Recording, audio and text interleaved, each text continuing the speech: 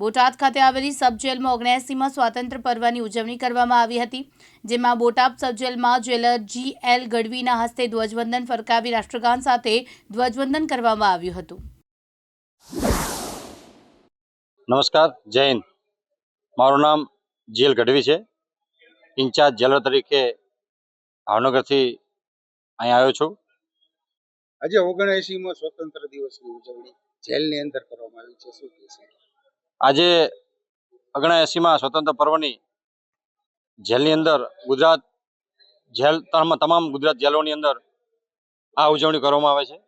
આમ તો આખા હિન્દુસ્તાનમાં ઉજવણી કરવામાં આવે છે, પણ અમારા વડા ડૉક્ટર KN રાવ સાહેબના માર્ગદર્શનથી અને અમારા ભાવનગર જિલ્લા જેલના અધિક્ષક DD પ્રજાપતિ સાહેબના સહયોગથી આજે પહેલી વખત બોટાદ તાલુકા સબ જેલની અંદર સ્વતંત્ર પર્વની ઉજવણી કરવામાં આવી છે।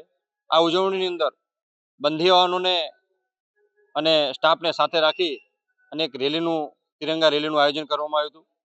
આ રેલીથી સમાજમાં એવો મેસેજ જાય કે બંદીવાનો જ્યારે સમાજમાં પુનઃસ્થાપન થાય એટલે ફરીવાર એ સમાજમાં જઈ પોતાને ઉચ્ચ વિચાર, પોતે કરેલી અભિવ્યક્તિઓ એ રજૂ કરી શકે।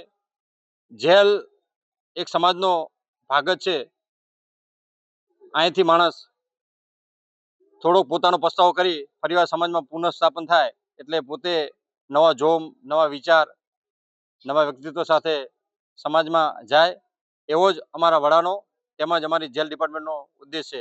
આજે તમામ ગુજરાત જેલ વિભાગમાં આ એક સરસ મજાનો કાર્યક્રમ થઈ રહ્યો છે અને એ કાર્યક્રમ થકી સમાજમાં એક સરસ અને સાચો અને સચોટ મેસેજ જાય એવો અમારો બધાનો અભિગમ હોય છે।